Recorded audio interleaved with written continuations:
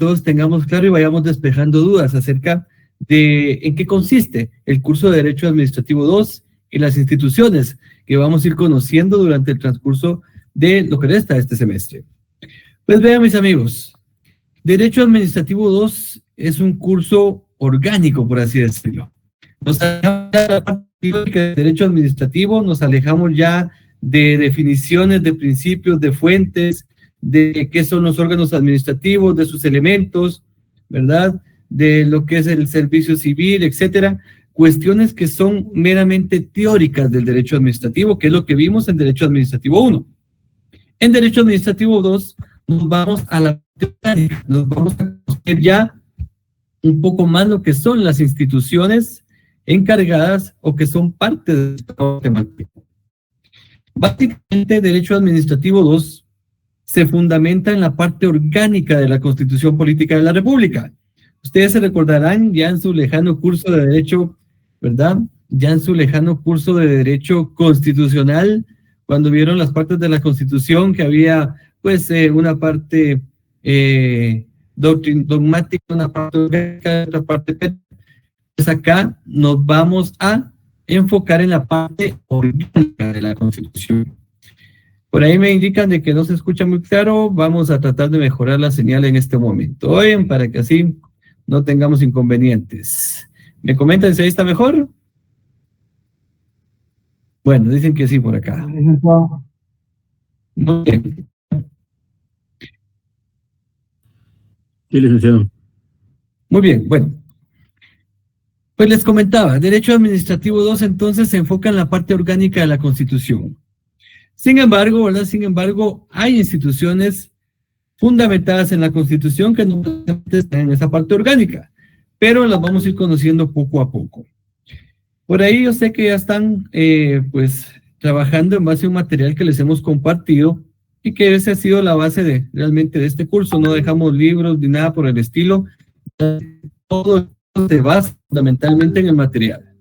No es que el material sea todo el curso, pero nos ayuda a tener una guía en cómo vamos a desarrollar conforme el curso.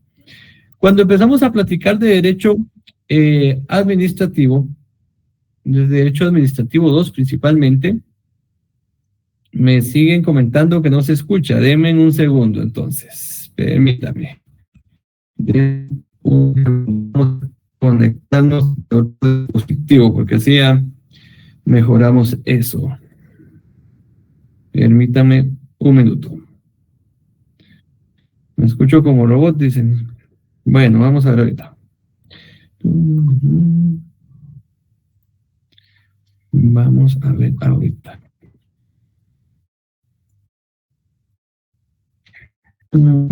Vamos a conectarnos de otra fuente para que así.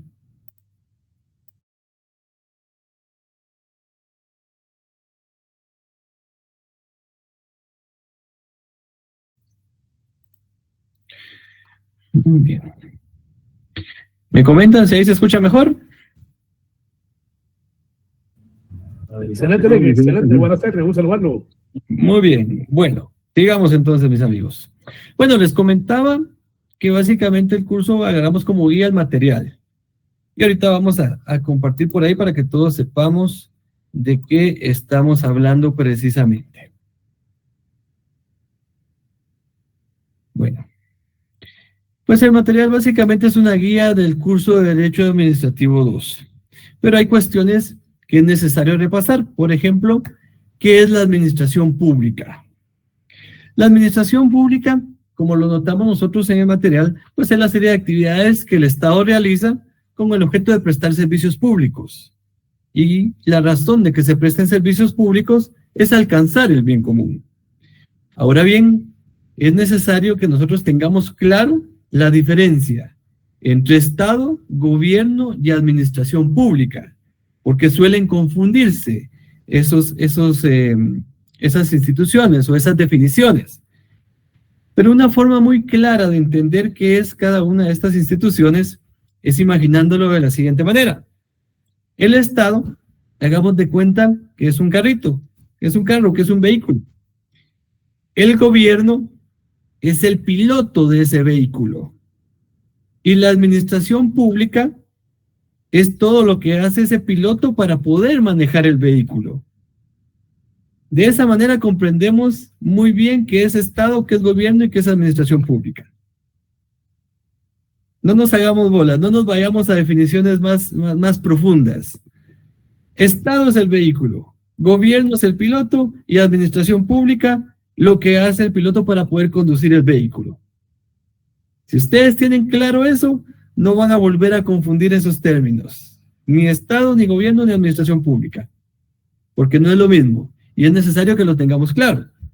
Yo sé que ahorita se quedaron ustedes, o muchos de ustedes se quedaron así como, qué fácil lo explico ahorita, pero créanme que yo sé que a veces nos hacen un poquito de bolas en los cursos anteriores, ¿verdad? Pero es para que lo vayamos comprendiendo. Pues bueno, entonces mis amigos, acá sí ya nos vamos a enfocar un poco en lo que es la administración pública. Y que ya tenemos claro, pues, que es la serie de actividades que realiza el Estado con el objeto de prestar servicios públicos. ¿Logran visualizar el material ahí en la pantalla? Solo confírmenme, por favor. Sí, licenciado. Excelente, muy bien. Bueno, la administración pública tiene un límite, tiene un marco jurídico.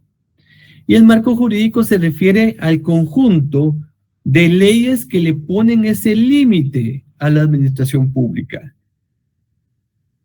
Hagamos de cuenta que la administración pública es como una especie de terreno y nosotros necesitamos circularlo, cercarlo. Esa circulación, ese cerco es el ámbito jurídico, es el límite que tiene la administración pública. Y que básicamente, ¿verdad?, nos volvemos a volcar a cursos anteriores en donde nos enseñaron, ¿verdad?, la jerarquía de las leyes. Hay normas constitucionales, normas ordinarias, normas reglamentarias y normas individualizadas. Pues cada una de ellas se refiere entonces a los límites que tiene la administración pública. Acá en el material nosotros lo basamos de la siguiente manera, ¿verdad?, que es el conjunto de leyes que desde la misma constitución política hasta las leyes individualizadas o resoluciones administrativas son parte, ¿verdad?, de lo que regulan la actividad de los órganos administrativos.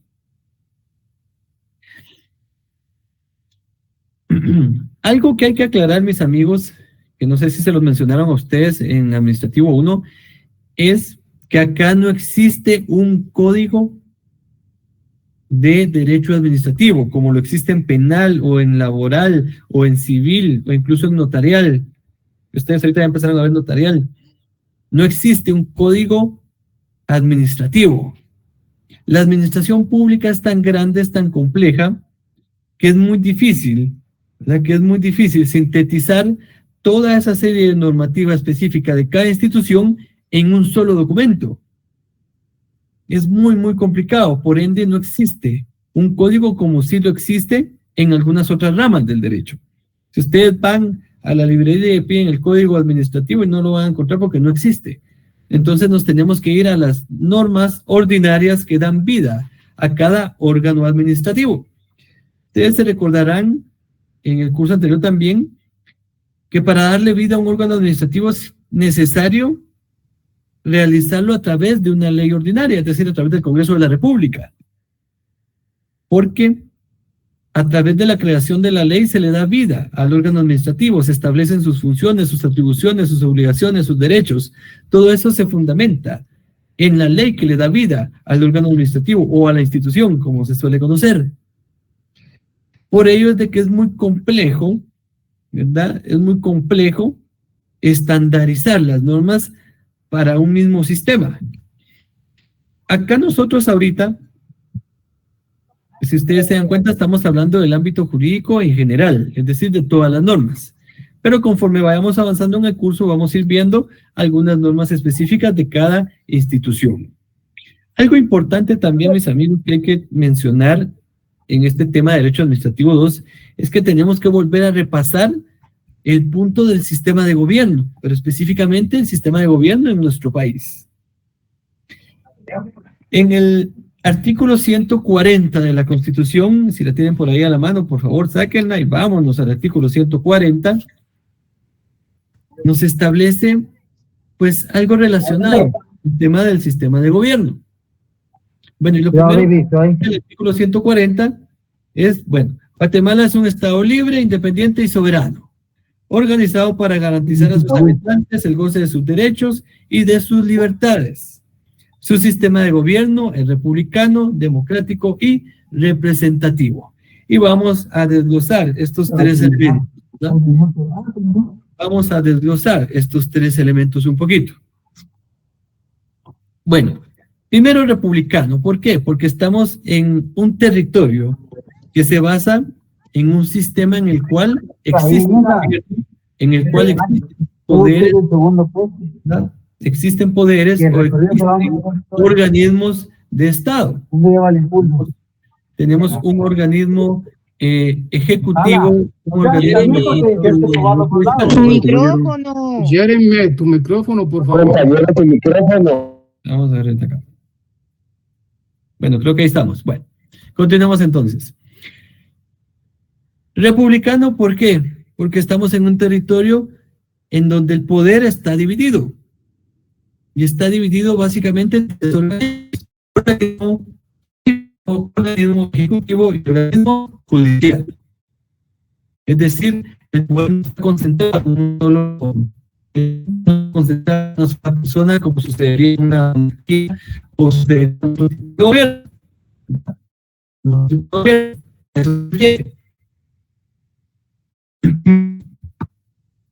Esta forma de gobierno republicano se basa en la Constitución, de la ley, ¿verdad?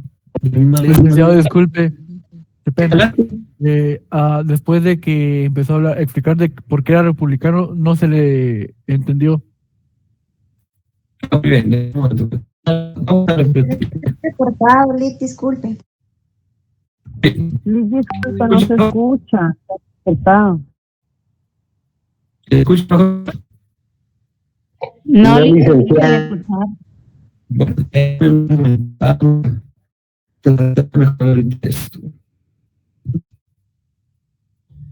Debería de probar que si está mala la señal, apagar su cámara, licenciado, tal vez se escucha mejor. Ahorita vamos a ver. Bueno, vamos a hacer varios trucos acá. ¿Me escuchó, licenciado? Muy bien, déjame un momento, pues. ¿Ahí me escucha mejor? Sí, Bueno. Bueno, sigamos entonces. Les comentaba que el sistema es republicano porque el poder está dividido en tres organismos. Un organismo judicial, un organismo legislativo, un organismo ejecutivo y un organismo judicial, en su orden, ¿verdad? En su orden. El poder no está concentrado en una sola persona como sucedería en una monarquía o en una sola entidad o un solo órgano administrativo, que es algo que nos caracteriza a nosotros como país, como república, ¿verdad? De que tenemos el poder de una manera equilibrado, ¿verdad? Equilibrado para que no hayan abusos de poder, ¿verdad? De parte de ninguno de los organismos. ¿Me confirman si siempre siguen viendo el documento? Sí, Muy bien. sí, se ve todavía. El segundo elemento de nuestro sistema de gobierno es que es democrático. ¿Y por qué es democrático? Porque permite que la población elija sus autoridades, permite la fiscalización a sus gobernantes, ¿verdad? Y con esto le da participación activa a la población dentro de las decisiones de la administración pública. A esto se refiere ese elemento democrático. No es solo ir a votar y elegir, no. Es tener una participación, es poder tener herramientas nosotros como ciudadanos de poder en cierto momento fiscalizar o por lo menos preguntarle o cuestionarle a la autoridad qué está haciendo con nuestros recursos. Y el tercer elemento, que es el representativo, se refiere a que la población, a que los ciudadanos delegan su representación como ciudadanos en la administración pública a un grupo de personas. En el caso nuestro, nosotros delegamos nuestra representación principalmente en los diputados al Congreso de la República, pero también la delegamos en el caso de las corporaciones municipales y en el caso también de presidente y vicepresidente de la República. Así es como nosotros delegamos nuestra representación. No imagínense ustedes qué relajo sería que los 17 millones de personas o más que somos en Guatemala podríamos participar, opinar, tomar decisiones, o sea, no se avanzaría, ¿verdad ustedes? Si con lo complejo que es ya el sistema cuesta, imagínense que los 17 millones de personas tuviéramos esa participación. Es muy complejo. Por eso es que se delega la representación. Y a eso se refiere este elemento de representativo. ¿Alguna duda que tengan hasta el momento? Porque sigamos repasando. Cuéntenme. Todo claro, Lick. Todo claro, Lick. Muy bien. Continuamos entonces, mis amigos. Cuando empezamos ya a platicar de instituciones o de órganos administrativos, es necesario que nosotros iniciemos este conocimiento, digamos, a partir de la administración centralizada. Ustedes se recuerdan de que existen 3 tipos de administraciones dentro de la administración pública. Está la centralizada, la descentralizada y la autónoma. Si ustedes me dicen, Lick, ¿de qué está hablando?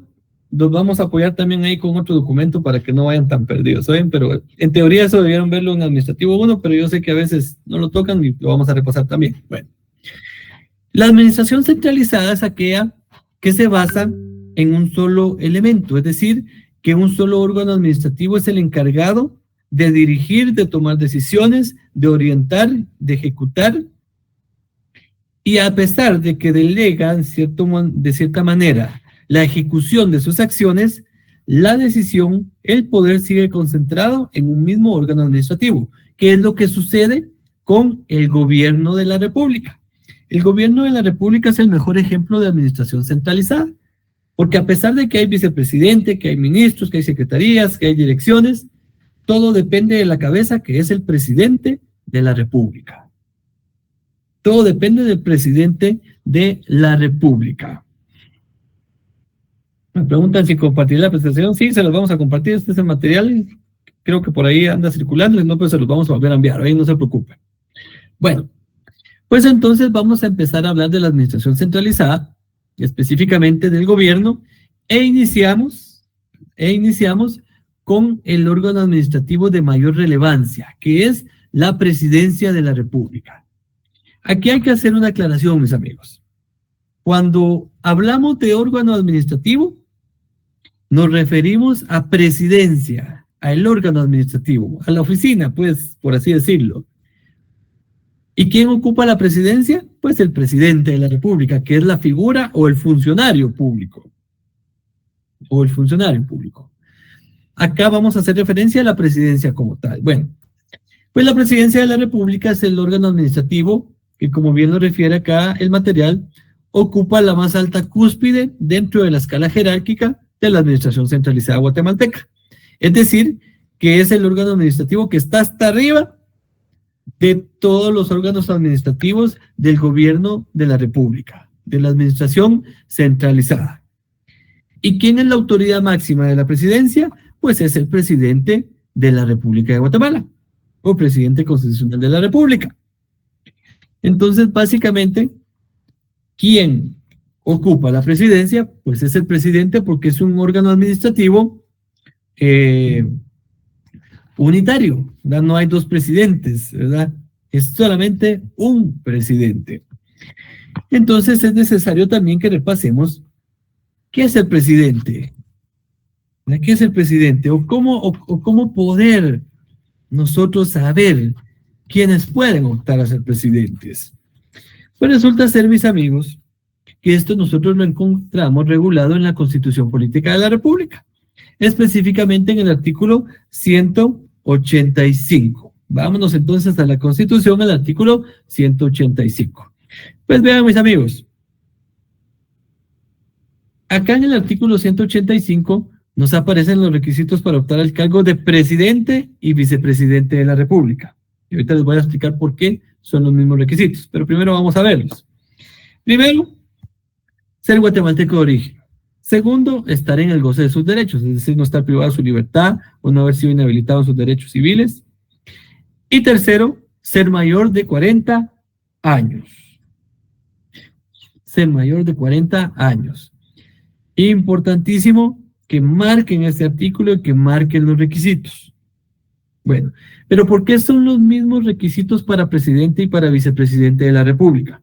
Son los mismos requisitos porque el vicepresidente de la República, en ausencia definitiva o temporal del presidente, toma el lugar del presidente. Por ende, debe cumplir con los mismos requisitos. Si no, vamos a tener un presidente con unos requisitos y después, posiblemente por algún caso fortuito, el vicepresidente va a asumir la presidencia, pero sin cumplir los requisitos. Por eso es que son los mismos requisitos para presidente que para vicepresidente. Para presidente y vicepresidente. Ahora bien, hay algunas prohibiciones para optar al cargo de presidente y vicepresidente. Y estas las encontramos reguladas en el artículo 186 de la Constitución. El artículo 186 establece pues varias literales en las cuales se establece las prohibiciones. La primera de ellas, o el inciso A, pues los caudillos ni los jefes de un golpe de Estado. El inciso B, la persona que ejerza la presidencia o vicepresidencia de la República cuando se haga la elección a dicho cargo. Es decir, no puede haber, ¿verdad? No puede haber reelección. ¿Verdad? No puede haber reelección. El inciso C, los parientes dentro del cuarto grado de consanguinidad y segunda afinidad del presidente y vicepresidente en funciones, ¿verdad? Inciso D, que hubiese sido ministro de Estado en los últimos 6 meses anterior a la elección. Inciso E, los miembros del ejército, ya salvo que estén de baja o en retiro. Inciso F, los ministros de cualquier religión o culto. E inciso G, los magistrados del Tribunal Supremo Electoral. Pues, ni modo, ¿verdad? Ustedes, ellos son los encargados de realizar el proceso, no pueden participar, ¿verdad? Sería como ser juez y parte. Pues estos son, ¿verdad? Son las prohibiciones para poder optar al cargo de presidente y vicepresidente de la República. En los últimos años, o por lo menos en la última, vamos a ver, la última década, un poco más de una década ya 3 lustros, hablamos más o menos 2010 por ahí, que ustedes se dieron cuenta que vinieron algunos procesos en los cuales, pues este artículo precisamente, 186, tuvo mucho de qué hablar. Les refiero, por ejemplo, al tema del caso de Sandra Torres, al tema del caso de Suri Ríos, al tema del caso de Harold Caballeros, en donde, pues este artículo se hizo valer y en algunos de esos casos, ¿verdad? En algunos de esos casos, pudieron de alguna manera, pues subsanar este tipo de antecedentes o este tipo de situaciones y pudieron participar. Pero, para que lo tengamos claro, hay prohibiciones para poder optar al cargo de presidente y vicepresidente de la República. Bien, continuando entonces, mis amigos, ¿cómo se elige al presidente y al vicepresidente de la República? Bueno, fíjense pues, mis amigos. El presidente y vicepresidente de la República, ¿verdad?, son electos para un periodo improrrogable de 4 años. ¿Y cómo se elige? Pues mediante sufragio universal y secreto, es decir, mediante voto. ¿Verdad? Mediante voto. Eso lo encontramos regulado en el artículo 184. Vámonos al artículo 184 primero. Y ahí nos establece, ¿verdad ustedes? Estoy hablando de la Constitución Política de la República. Hoy, el presidente y vicepresidente de la República serán electos por el pueblo para un periodo improrrogable de 4 años, mediante sufragio universal y secreto. Luego nos vamos al artículo 187, que es lo importante que quiero que ustedes marquen. Y ahí nos establece prohibición de reelección. La persona que haya desempeñado durante cualquier tiempo el cargo de presidente de la República por elección popular o quien la haya ejercido por más de 2 años en sustitución del titular no podrá volver a desempeñarlo en ningún caso. ¿Verdad? En ningún caso. Bueno, ahí caemos al famoso caso también que se dio en los últimos 3 lustros, con el caso de Alejandro Maldonado Aguirre, cuando ustedes recordarán que llegó a sustituir a Otto Pérez Molina, y por ende él no podía optar a participar como candidato a presidente de la República, porque él estaba en ejercicio de la presidencia, aunque haya sido unos 2 o 3 meses, pero estaba en función del cargo y no podía participar. Estamos hablando del artículo 184 y 187 de la Constitución. Aquí lo estamos viendo, artículos 184 y 187. ¿Qué hace el presidente de la República? ¿Qué hace el presidente de la República, mis amigos? Bueno, el presidente de la República tiene varias funciones. Doctrinariamente las hemos clasificado de la siguiente manera. Todo lo que estoy hablando está en el material. Oye, no se vayan a preocupar por estar copiando. No, yo no dicto, ustedes. Ahí en el material está y así ustedes van ahí comparando. Funciones del presidente de la República. Bueno, la primera función es una función política. ¿Por qué una función política? Pues es el jefe de Estado. Es el que está llamado a platicar o a hablar con todos los sectores, a dialogar con todos los actores políticos, sociales, etcétera, para lograr consensos y de esa manera pues avanzar en el desarrollo de nuestras políticas de nuestro propio país. Esa es la función política del jefe de Estado, ¿verdad? Del jefe de Estado, dialogar con todos los sectores, tratar de generar consensos entre todos los sectores. Tiene una segunda función que es la función ejecutiva o administrativa. ¿Por qué tiene una función ejecutiva o administrativa? Porque ejerce las funciones del organismo ejecutivo, es decir, es el que administra los recursos públicos, ejecuta acciones. A eso se refiere esa función ejecutiva o administrativa. Tiene también una función diplomática. ¿Por qué una función diplomática? Porque representa la unidad nacional.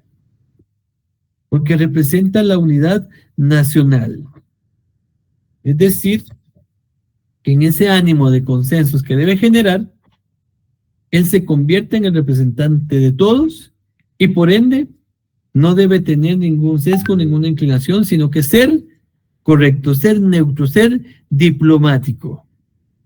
Aparte de ello, también tiene una función legislativa. Y ahorita me van a decir ustedes, pero ¿cómo tiene una función legislativa si hay un organismo legislativo? Pues sí, el organismo legislativo, el Congreso, se encarga de la creación, ¿verdad?, de aprobar, reformar o derogar leyes de carácter ordinario. Ahora bien, el presidente de la República tiene una función legislativa. ¿Por qué? Porque sanciona, promulga, ejecuta y hace que se ejecuten las leyes aprobadas por el organismo legislativo. Ustedes se recuerdan que cuando se crea una ley, pues el Congreso se propone el proyecto de ley, se discute en la comisión específica, pasa ya con dictamen al pleno del Congreso, se discute primera, segunda, tercera lectura hasta que llega a la aprobación final. El Congreso u organismo legislativo remite la ley al organismo ejecutivo para que éste la sancione y la haga pública, la haga de conocimiento de toda la población. Y en ese sentido, entonces, esa parte que le corresponde al presidente se convierte en una función legislativa. Pero adicionalmente a ello, también el presidente tiene una función cuasi legislativa. ¿Por qué cuasi legislativa? Porque también dentro del organismo ejecutivo se emiten acuerdos o resoluciones para de alguna manera poder ejecutar las funciones administrativas. Son reglamentos. Eso le corresponden al organismo ejecutivo y por ende se convierte también en una función cuasi legislativa. Entonces hay una función legislativa y una función cuasi legislativa. Aparte de estas funciones que son doctrinarias, pues están las funciones que podríamos decir son como que básicas del presidente, ¿verdad?, que se encuentran reguladas en el artículo 183, que son muchas más, pero ya son más específicas o más técnicas. Pero doctrinariamente las podemos clasificar acá como lo estamos viendo, en una función política, una función ejecutiva, una función diplomática, una función legislativa o una función cuasi legislativa. Ahora bien, ya hablamos del presidente, pues ahora tenemos que hablar de quien puede lograr llegar a sustituir al presidente de la República. Al presidente de la República. Bueno, el vicepresidente o la vicepresidencia de la República, pues es también un órgano administrativo dentro del organigrama jerárquico centralizado del gobierno. Es el segundo órgano administrativo con mayor importancia dentro de esa escala jerárquica, es decir, está debajo de la presidencia, ¿verdad? En el grado inmediato inferior a la presidencia de la República. Y actúa en sustitución o en suplencia del presidente de la República. En estos tiempos actuales, el vicepresidente se convierte en una especie de brazo derecho del presidente. Le ayuda a ejecutar las funciones del organismo ejecutivo, le ayuda a tomar decisiones, le ayuda a coordinar a los ministros para que estos puedan ejecutar sus funciones también, ¿verdad? Y aparte de ello también tiene funciones específicas. Estas las encontramos reguladas en el artículo 191. La vicepresidencia de la República la encontramos regulada en el artículo 190 de la Constitución. Eso se me fue colocarlo acá, pero no, eso sí anótelo por ahí. Artículo 190, donde encontramos al vicepresidente de la República. ¿Cómo se elige el vicepresidente? Juntamente con el presidente. Es decir, una sola planilla en donde va presidente y vicepresidente. Ustedes se recordarán hace ya casi 2 años cuando fuimos a votar la última vez. Uno llega y le da una papeleta para elegir presidente y vicepresidente. No van aparte, no van en papeletas distintas, sino que van juntas. Van juntos, es una especie de planilla. Es una especie de planilla. Y como comentábamos anteriormente, debe cumplir con los mismos requisitos que para poder optar al cargo de presidente de la República. Es decir, ser guatemalteco de origen, estar en el goce de sus derechos y ser mayor de 40 años de edad. Es decir, entonces, que quizás varios de ustedes que están ahorita conectados ya pueden optar al cargo de presidente, algunos otros quizás no pueden optar al cargo de presidente todavía, pero pues al final esos son los requisitos, ¿verdad? Esos son los requisitos. ¿Por qué 40 años? Bueno, se consideraba anteriormente que 40 años era una edad en la cual pues el mismo ser humano ya adquiría cierto grado de madurez y por eso se estableció esa edad. Creo que quizás es algo que ya se podría de repente analizar y de repente modificar. Pero bueno, mientras tanto eso es lo que tenemos y debemos seguir trabajando con ello, ¿verdad? Y debemos seguir trabajando con ello. En el artículo 191 de la Constitución, pues establece las funciones del vicepresidente, que son pues muy generales y que son menos que las del presidente. En el inciso A, pues está participar en las deliberaciones del Consejo de Ministros. Inciso B, por designación del presidente, representarlo en algunas actividades, actos oficiales, etcétera. Inciso C, coadyuvar con el presidente de la República en la dirección de la política general del gobierno. ¿Ya? Inciso D, participar conjuntamente con el presidente de la República en la formulación de la política exterior y relaciones internacionales. Inciso E, presidir el Consejo de Ministros en ausencia del presidente de la República. Inciso F, presidir los órganos de asesoría del organismo ejecutivo que establezcan las leyes. E inciso G, coordinar la labor de los ministros de Estado. Inciso H, ejercer las demás atribuciones que les señalan la Constitución y las leyes. Bueno, básicamente, como les digo, mis amigos, básicamente esas son las funciones del vicepresidente. Estar ayudando en todo momento al presidente. Imagínense qué complicado sería para el presidente si él tuviera que ver todo. O que aparte de tomar la decisión, fuera el encargado de darle seguimiento para que se ejecute. Es muy complicado, es demasiada la actividad. Por ello, entonces, es que se ayuda del vicepresidente. Tenemos unos minutos, vamos a platicar un poquito acerca de una vez vamos a ver cómo estamos acá. Bueno, creo que estamos bien. Bueno, ¿dudas o preguntas hasta el momento, mis amigos? Cuéntenme. Estamos claros, Lick. Todo claro, licenciado. Gracias. Bastante claro, Lick. Por ahí alguien levantó la mano, adelante. ¿Considera usted, buenas tardes, licenciado, considera usted de que actualmente esa edad también podría aplicarse a los diputados o podría modificarse a esa entidad? Ahí, bueno, de hecho, el tema de la edad para los diputados no aplica, ¿verdad? Lo único que se pide a los diputados es que sea mayor de edad. El tema va más allá de cuántos años tenga una persona, si tiene más o si tiene menos. El tema va en el grado de madurez que tenga el mismo ser humano que está optando a participar. Hemos visto en otros países en donde han tenido presidentes de menos de 30 años y les ha ido muy bien. Hemos visto otros países donde han tenido presidentes de casi 70 años o más y les ha ido muy bien. Creo que va más allá del tema, es un tema ya interno, un tema incluso hasta psicológico de quién está participando para optar al cargo. Creo que 40 años puede ser una edad que pueda ser, como les comentaba, ya analizada si es necesario cambiarla. Quizás aumentarla, quizás reducirla, pero sí creo que depende de aspectos que son más de análisis psicológico que legal. Por ahí sería el tema. No es algo tanto legal, sino es algo más técnico, más psicológico. Porque no podemos medir el grado de madurez de una persona conforme a la edad. Va a depender de muchos otros factores.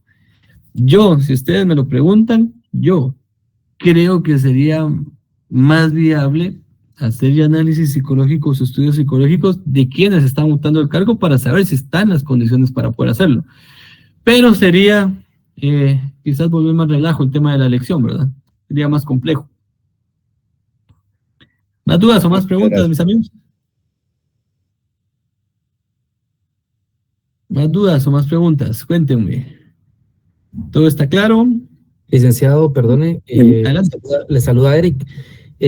Con respecto a sus evaluaciones, ¿cómo las estructura o cómo es su forma de evaluar, licenciado? Perdone.